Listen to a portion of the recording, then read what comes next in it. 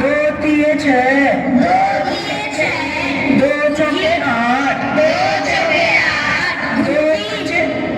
मैंने साफ सफाई कर दी है, क्या मैं अंदर कक्षा में आ सकता हूँ? नहीं गुरुजी, वह नीची जाति का लड़का है। अगर वह कक्षा में आता है तो हम सब नहीं पढ़ेंगे। नहीं पढ़ेंगे, हम नहीं पढ़ेंगे। हाँ ठीक है। सुनो, पढ़ाई लिखाई करना तुम्हारा काम नहीं है।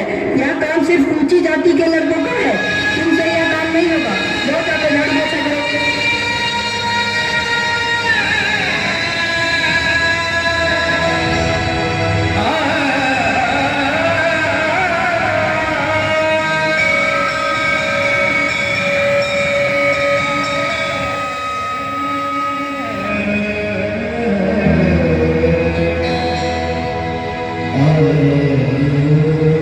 सुनो, मुझे भी प्यास लगी है, थोड़ा पानी पिला दो, भगवान की मेहरबानी होगी।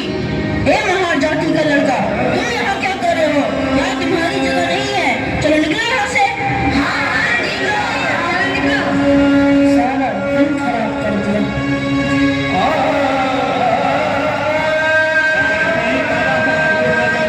कठिनाइयां झेलनी पड़ी थी।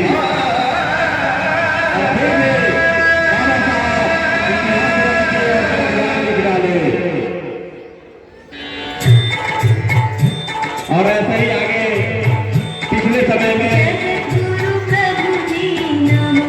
शिक्षा प्राप्त करने के लिए बहुत सारी कठिनाइयों को झेलना पड़ता था। यहाँ क्या कर रहे हो?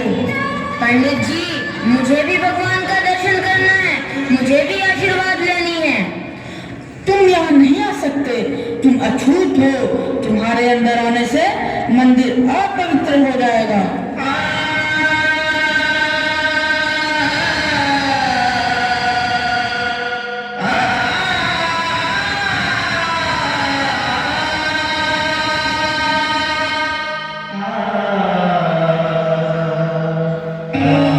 डॉक्टर अंबेडकर ने अपने जीवन में बहुत से ऐसे कष्ट सहे, लेकिन कभी भी अपनी शिक्षा को प्रभावित नहीं होने दिया।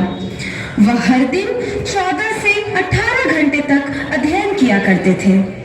शिक्षा के प्रति उनकी ललक और जी तोड़ मेहनत का ही परिणाम था कि बड़ौदा के शाहू महाराज जी ने उन्हें उच्च शिक्षा के लिए इंग्लैंड भेज दिया था। लंदन प्रवास के दौरान वे हर रोज लाइब्रेरी में जाया करते थे और घंटों पढ़ाई किया करते थे। Why are you waiting for the library instead of going to the cafeteria? I'm going to cancel your membership and you will have to pay fine for this act. Please forgive me, sir. Don't cancel my membership. I need to study for the betterment of people of my society. I don't have enough money to go to the cafeteria and have lunch. That's why I was sitting here, sir. Please forgive me. I need to continue my study. Oh my goodness, you are here for such a great cause. Listen brother, from today onwards you will not eat here in the library. Instead you will come to the cafeteria. I will share my lunch with you every day. Thank you, sir. Thank you so much. What do you like to study? You never go anywhere to have some fun, as many do here. If I will have fun, then who will take care of my people?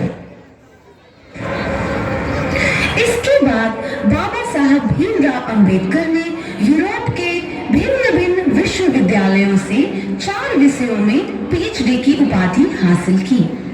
Bhimrao Ambedkar भारतीय इतिहास के ऐसे इकलौते व्यक्ति हैं जिन्होंने दलितों और वंचितों को सामाजिक अधिकार दिलाने के लिए अपना संपूर्ण जीवन समर्पित कर दिया।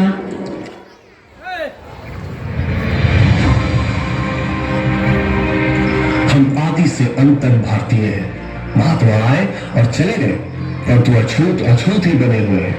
जाति एक धारणा है जो मन की अवस्था मात्र है। कुछ लोग सोचते हैं कि धर्म समाज के लिए आवश्यक नहीं है। मैं यह दृष्टि नहीं रखता। मैं धर्म की नींव को समाज के जीवन और प्रथाओं के लिए आवश्यक मानता हूँ। परंतु जो धर्म जन्म से एक को श्रेष्ठ और दूसरे को नीच बनाए रखे, वह धर्म नहीं गुलाम बनाए रखने का षड्यंत्र है। यदि हम एक संयुक्त, एकीकृत, आधुनिक भारत चाहते हैं तो सभी धर्मशास्त्रों की संप्रभुता का अंत होना चाहिए। धर्म मनुष्य के लिए है, न कि मनुष्य धर्म के लिए। हमें अपने पैरों पर खड़ा होना है, अपने अधिकार के लिए लड़ना है। राजनीति में हिस्सा न लेने का सबसे बड़ा दंड यह है कि अयोग्य व्यक्ति आप पर शासन करने लगता है।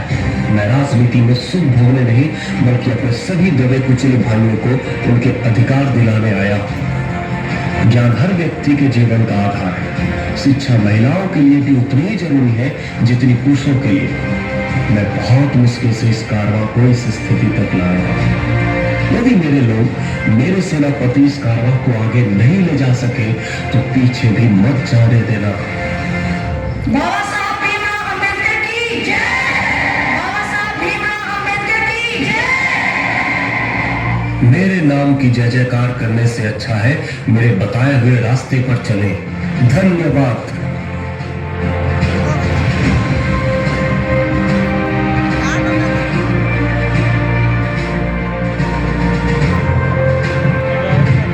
शानदार प्रस्तुति, जोरदार क्लैपिंग होनी चाहिए इन बच्चों के लिए। संविधान को भारतीय समाज के लिए एक मार्गदर्शक दस्तावेज के रूप में प्रस्तुत करने में डॉक्टर अंबेडकर की सबसे प्रभावी और निर्णायक भूमिका थी। 26 नवंबर 1949 को संविधान सभा ने संविधान के उस प्रारूप को स्वीकार किया जिसे भीमराव अंबेडकर की अध्यक्षता में ड्राफ्टिंग कमेटी ने तैयार किया था। इसी रूप में संविधान 26 जनवरी 1950 को लागू हुआ और भारत एक रिपब्लिक बना।